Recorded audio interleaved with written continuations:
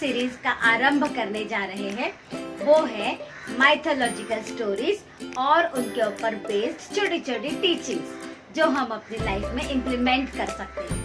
तो दोस्तों, इसी तरह से हम छोटी छोटी स्टोरीज को कवर करते रहेंगे और जानने की कोशिश करेंगे कि हमारे कल्चर में क्या है, हमारे इतिहास में क्या है। तो आज हम क्या देखने वाले हैं? आज हम शुरू करने वाले हैं कुंभकर्ण से। कुंभकर्ण इतना क्यों सोता था, क्या आप जानते हैं दोस्तों? अगर आप नहीं जानते तो आज आप जान जाएंगे। कुंभकर्ण, रावण और विभीषण ये तीनों भाई थे और ये तीनों भाई जंगल में ब्रह्मा जी की तपस्या करने गए थे और उन्होंने 10,000 वर्षों तक तपस्या की। उसके बाद में ब्रह्मा जी खुश हुए और उन्होंने तीनों को भी अपना अपना वरदान मांगने के लिए कहा। तो रावण ने क्या वरदान मांगा वो हम अलग स्टोरी में देखेंगे और विभीषण ने क्या वरदान मांगा वो हम अलग स्टोरी। यहाँ हम कुंभकर्ण की बात कर रहे हैं। जब कुंभकर्ण की बारी आई अपना वरदान मांगने की, तब सब देवताओं को पता था और सबसे ज्यादा इंद्रदेव घबराए हुए थे, क्योंकि कुंभकर्ण बहुत स्ट्रांग था और कुंभकर्ण की इससे पहले भी इंद्रदेव के साथ झड़प हो चुकी थी, इसीलिए इंद्रदेव बहुत चिंतित थे।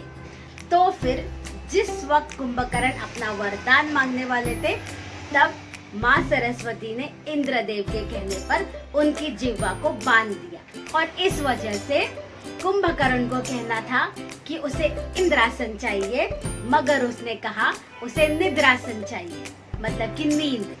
इसीलिए कुंभकर्ण इतना ज्यादा सोता था।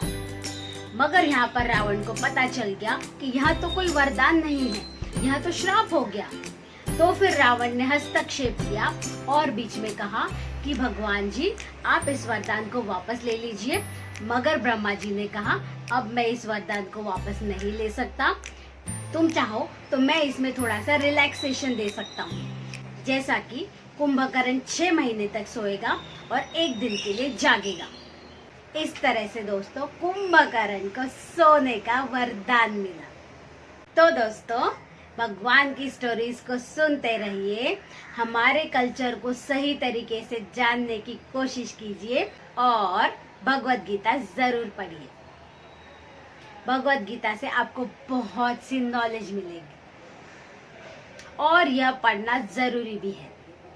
तो दोस्तों, मेरे साथ बने रहिए ताकि हम ऐसी छोटी छोटी स्टोरीज को कवर कर सके और उनसे सीख सके।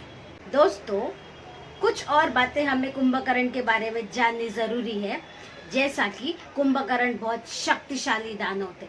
इतने शक्तिशाली थे कि सारे देवता भी उनसे डरते थे और वो साइज में भी बहुत बड़े थे। दूसरी बात, वो रावण जितने बुरे नहीं थे, वो सिर्फ विशालकाय थे, मगर वो रावण जितने बुरे नहीं थे।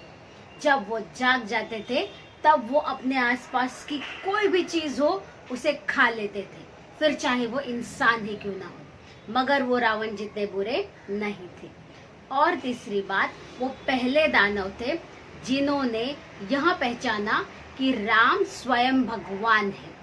और कुंभकर्ण ने रावण को रोका भी कि इस युद्ध को मत कर, सीता को भगवान श्री राम के पास वापस भेज दे, मगर रावण ने बात नहीं सुनी।